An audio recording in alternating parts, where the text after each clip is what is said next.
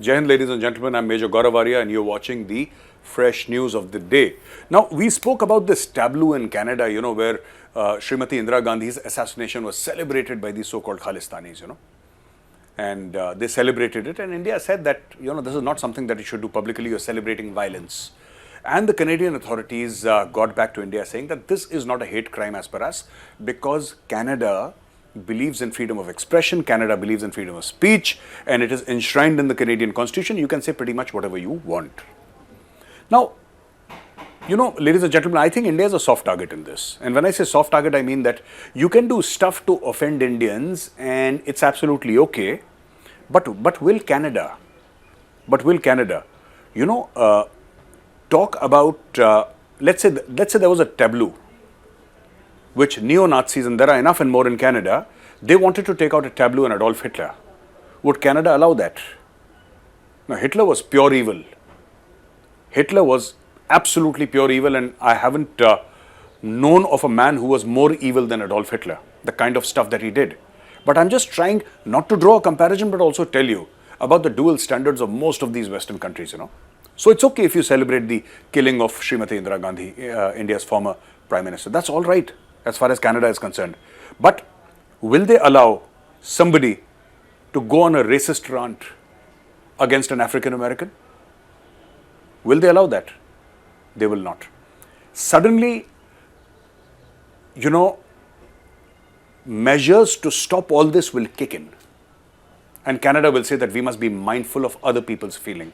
And that is the time when freedom of expression and freedom of speech will go out of the window. So these are Canada's dual standards. And as I've mentioned before, I say this again, political parties must join hand across India and surround the Canadian High Commission in New Delhi. Canada must be taught a lesson. You can't get away with this. I have my own differences with Mrs Gandhi. I have mentioned them before, about Operation Blue Star. I have my differences. I have my differences on how the Punjab issue was handled by the then Congress government. And I still have those issues. I very strongly oppose, even today. She is no more, but I oppose her policies even today. But the fact of the matter is, she was my Prime Minister. And you cannot insult India's Prime Minister, irrespective of party. Doesn't matter. She was from Congress, BJP or XYZ party. That is immaterial. But the fact of the matter is that, you cannot insult a former Prime Minister of India like that. And to celebrate a person's assassination. And for Canada to say that, this is hardly a hate crime. Justin Trudeau, during the truckers' protest, the truckers were protesting peacefully. Not that they burnt something to the ground. They were protesting. Justin Trudeau got so scared of Canadian truckers that he had the Canadian Mounties take action against them. Here is a man who's not willing to listen to criticism, and this is a man who speaks about freedom of speech and freedom of expression. So that is the first news. Second is Joe Biden. He's trying to bring an ordinance into effect which says that American companies must limit their investments in China. Why are they doing it? Because obviously the Pentagon feels and the CIA feels and the FBI feels that there is enough and more interference in America from China. You have the Chinese researchers. On this very program, we discussed this a while back.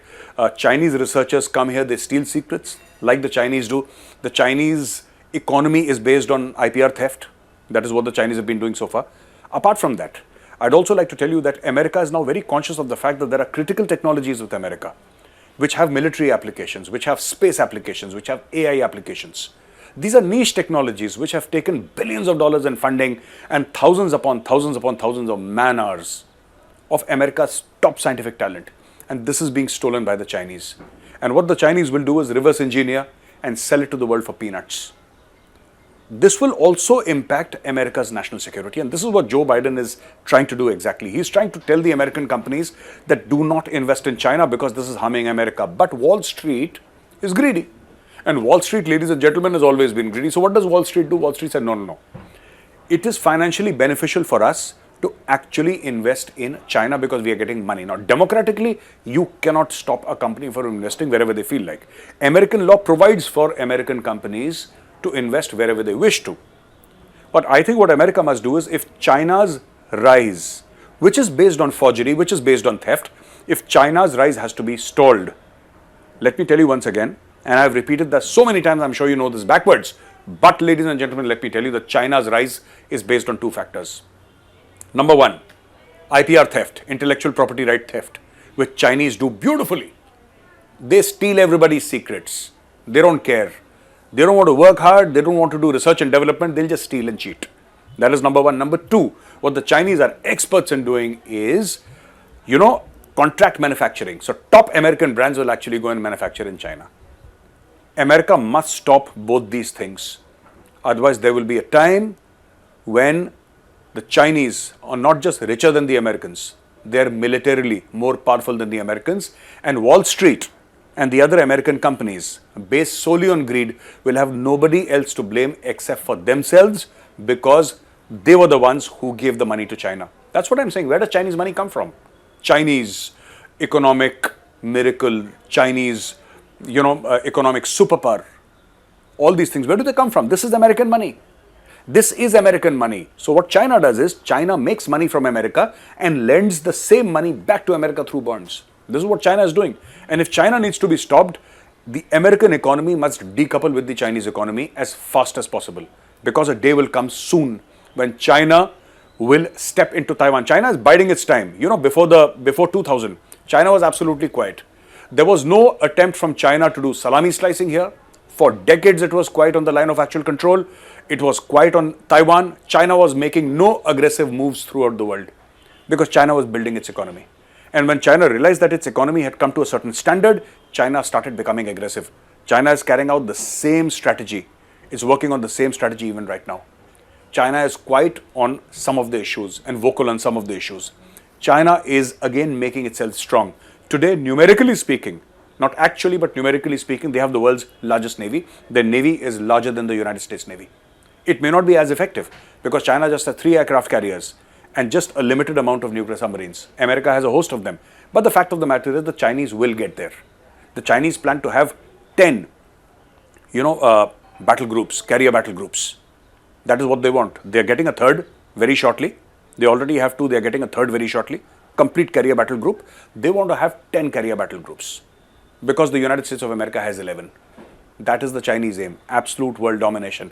And if America does not stop China in its tracks by decoupling the economy, by decoupling knowledge with China, there will be nobody else to blame. Ladies and gentlemen, thank you for watching this video. If you like this video, press like. And I'll see you again tomorrow with another bit of fresh news. Till then, Jai Hind.